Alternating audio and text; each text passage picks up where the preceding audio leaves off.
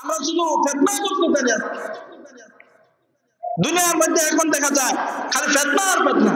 এই বাংলাদেশটা শান্তির দেশটাকে একটা দল তারা অশান্তিকর বানায় ফেলতেছে। যে তাবলীগের কাজ, তাবলীগ ও দাওয়াত ও তাবলীগের কাজ আলেমদের দ্বারা শুরু হয়েছে। একজন আলেম সেটা শুরু করছে। সে দাওয়াত ও তাবলীগের প্রত্যেকটা কাজ সেটা কোরআন হাদিস দ্বারা প্রমাণিত।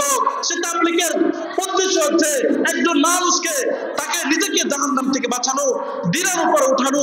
আল্লাহ বলছেন কোরআন ফুসাকুম, তোমরা নিজেদেরকে জাহান্নামের আগুন থেকে বাঁচাও।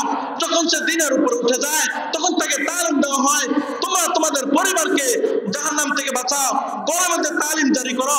সেটাও আল্লাহ তাআলা বলেন ওয়াহলিকুম মিনান নার, তাকে তোমাদের পরিবারদেরকে তোমরা জাহান্নাম থেকে আগুন থেকে বাঁচাও। তারপরে বলা হয় তোমাদের যে সমাজ, তোমাদের আশেপাশের মানুষ তাদেরকে দাওয়াত দাও। সেটাও কোরআনের কারিমের মধ্যে আসছে ওয়ানজির আশিরাতাকাল আকরাবিন, তোমরা তোমাদের নিকটবর্তী যারা আছে তাদেরকে সতর্ক করো।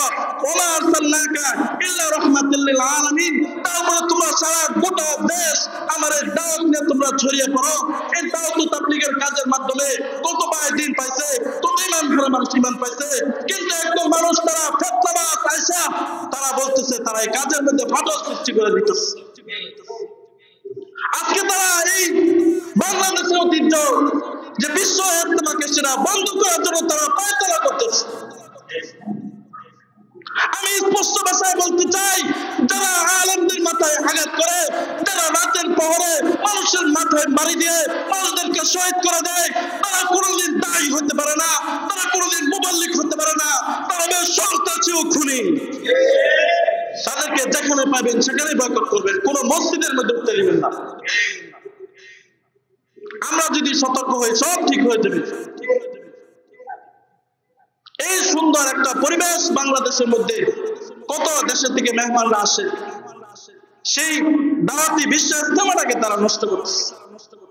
আজকে মুসলমান হয়ে মুসলমানের মাথায় বাড়ি দিতেছে, 4 জন মানুষকে তারা শহীদ করছে। তো সব কিছু আপনারা জানেন, অনলাইনে আসছে।